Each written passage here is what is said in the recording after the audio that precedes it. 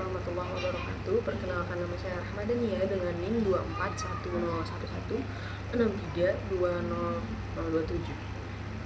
Di sini saya akan mempresentasikan materi mengenai fonetik, khususnya terkait alat ucap, proses pembunyian, jenis-jenis bunyi, unsur suprasegmental hingga pembentukan silabel. Nah, sebagai pengantar, bahasa adalah alat komunikasi utama kita dan bunyi adalah unsur dasarnya. Melalui ilmu fonetik ini, kita akan memahami bagaimana bunyi-bunyi tersebut dihasilkan oleh tubuh manusia dan sampai ke telinga pendengaran. Di sini, pembahasan pertama itu ada alat ucap. Macam-macam alat ucap ada 25, tapi saya akan menyebutkan yang utamanya saja, yaitu ada 12. Beberapanya yaitu meliputi paru-paru, batang tenggorokan, pita suara, pangkal lidah, tengah lidah, daun ujung lidah, anak tekak, langit-langit, lunak dan keras, gusi, gigi, serta bibir. Nah, selanjutnya itu ada artikulator aktif dan pasif. Dalam memproduksi bunyi, alat ucap itu dibedakan menjadi dua. Yang pertama itu ada artikulator aktif dan artikulator pasif, seperti ini. Tapi di bawahnya ada penamaan bunyi bahasa. Nah, artikulator aktif yaitu alat ucap yang bergerak atau digerakkan, seperti bawah bibir dan ujung lidah. Lalu artikulator pasif itu kebalikan dari artikulator aktif, yaitu alat ucap yang tidak bergerak dan menjadi titik sentuh atau didekati oleh artikulator aktif tadi, seperti gigi atas dan langit-langit keras. Lalu selanjutnya itu ada penamaan bunyi bahasa.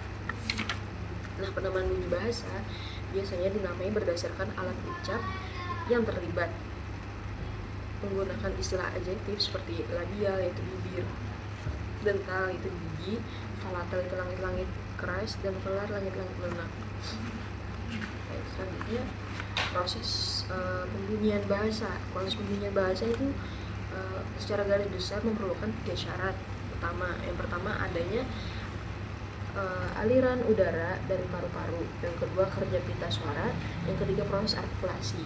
Baik, yang pertama dulu, aliran udara yaitu udara dihembuskan dari paru-paru melalui tenggorokan menuju rongga mulut atau hidung. Nah, setelah itu memasuki syarat yang kedua yaitu posisi pita suara. Posisi pita suara itu ada 4. Yang pertama terbuka lebar untuk bernafas normal dan itu tidak menghasilkan bunyi. Lalu yang kedua itu terbuka agak lebar, menghasilkan bunyi namun tak bersuara karena tidak ada getaran sama sekali. Yang ketiga terbuka sedikit, itu menghasilkan bunyi bersuara karena pita suara bergetar saat udara lewat. Yang keempat tertutup rapat, menghasilkan bunyi hamzah atau glottal stop. Lalu selanjutnya itu ada artikulasi. Nah, jadi setelah melewati pita suara tadi, udara diteruskan ke rongga mulut atau hidung, di mana terjadi hambatan oleh artikulator aktif dan pasif. Nah, cara atau posisi bertemunya artikulator aktif dan pasif tadi, kedua artikulator ini disebut struktur. Baik, pembahasan selanjutnya yaitu jenis-jenis bunyi bahasa. Yang pertama ada vokal, diftong, dan konsonan. Yang pertama dulu kita akan membahas bunyi vokal. Itu bunyi yang dihasilkan tanpa hambatan pada aliran udara di rongga mulut. Jadi bunyi vokal itu seperti plong aja gitu. Pita suara bergetar dan udara keluar dengan bebas. Dalam bahasa Indonesia, huruf vokal itu ada 5 dan bunyinya itu ada 6, yaitu A, I, U, E, O, dan E. Yang kedua itu ada diftong. Diftong itu gabungan dari 2 bunyi vokal yang diucapkan dalam satu silabel atau dalam satu suku kata. Seperti contohnya dalam kata pantai itu ada ai. Jadi ai di situ adalah diftong karena di dalam satu silabel itu ada terdapat 2 huruf vokal, bunyi vokal. Nah, yang ketiga konsonan, yaitu bunyi yang dihasilkan dengan adanya hambatan pada aliran udara oleh alat ucap seperti bibir, gigi, atau lidah. Lalu selanjutnya itu ada unsur suprasegmental. Di sini ada tekanan atau stres, nada dan intonasi, lalu ada jeda persendian. Jadi unsur suprasegmental atau seringkali disebut dengan prosodi adalah bagian dari arus ujaran yang tidak dapat disegmentasikan atau tidak dapat dipisah-pisahkan, seperti bunyi segmental. Unsur ini mencakup aspek-aspek sebagai berikut. Yang pertama tadi ada saya sebutkan tekanan atau stres. Nah, itu menyangkut keras atau lunaknya bunyi yang dihasilkan oleh kuat lemahnya arus udara.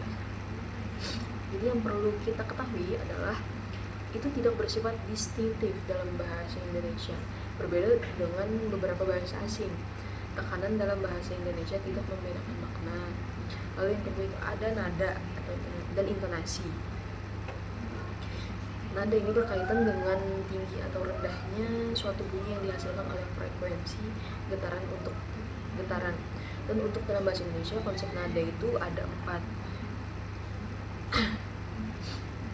Tingkatan nada itu ada 4.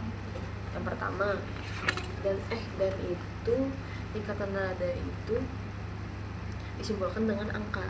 Yang pertama ada nada 1 yang artinya nada rendah. Lalu yang kedua itu ada nada 2 yang artinya nada sedang atau biasa. Nada 3 nada tinggi, dan yang keempat ada nada 4 nada paling tinggi. Lalu di sini ada jeda atau persendian. Nah, ini ya maksudnya itu hentian bunyi dalam arusan ujar. Jeda ini sangat penting dalam bahasa Indonesia karena itu bisa membedakan atau mengubah makna. Mungkin saya akan memberikan contoh seperti buku sejarah baru. Nah, di situ kan buku sejarah baru dengan buku sejarah baru itu kan berbeda. Kalau kalimat pertama yang saya ucapkan buku sejarah baru itu maknanya seperti ini loh buku sejarah yang baru, buku sejarah baru dalam cetakan baru begitu. Sementara buku sejarah baru itu seperti kayak ini buku dengan sejarah yang baru seperti itu. Nah, dalam jeda ini ada yang namanya sendi dalam dan sendi luar.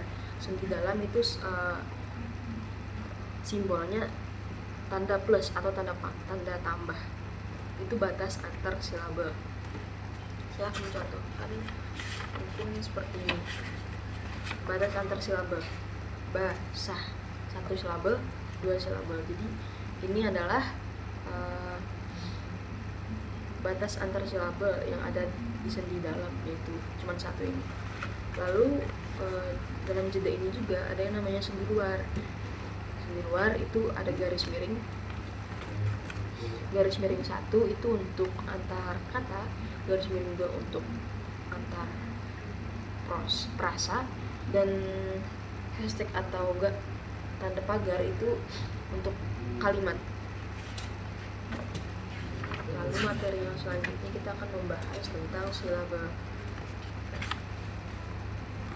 Silabel itu biasanya terdiri dari bunyi vokal atau gabungan vokal dan konsonan, satu bunyi vokal. Nah, struktur silabel itu seperti ini. Ada onset, koda, dan nukleus. Onset itu bunyi pertama silabel, koda itu bunyi akhir, dan nukleus itu bunyi vokal. Contohnya sebagai berikut. Kata basah itu dapat dibagi menjadi 2 silabel, yaitu ba dan sah. Nah, huruf pertama ini, bunyi pertama ini disebut onset. Onset ialah bunyi pertama pada sebuah silabel. Ini kan 1 silabel nih, jadi ini yang pertama. Lalu yang ini A di sini ialah nukleus karena dia itu vokal. Lalu S di sini juga onset karena bunyi pertama di silabel. A nukleus karena nukleus itu ada vokal, dan H adalah koda. Koda ialah bunyi akhir pada silabel. Jadi kiranya itu saja.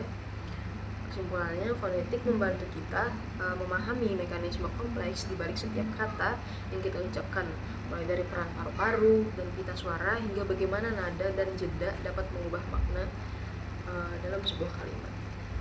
Kiranya itu saja yang bisa saya jelaskan. Assalamualaikum warahmatullahi wabarakatuh.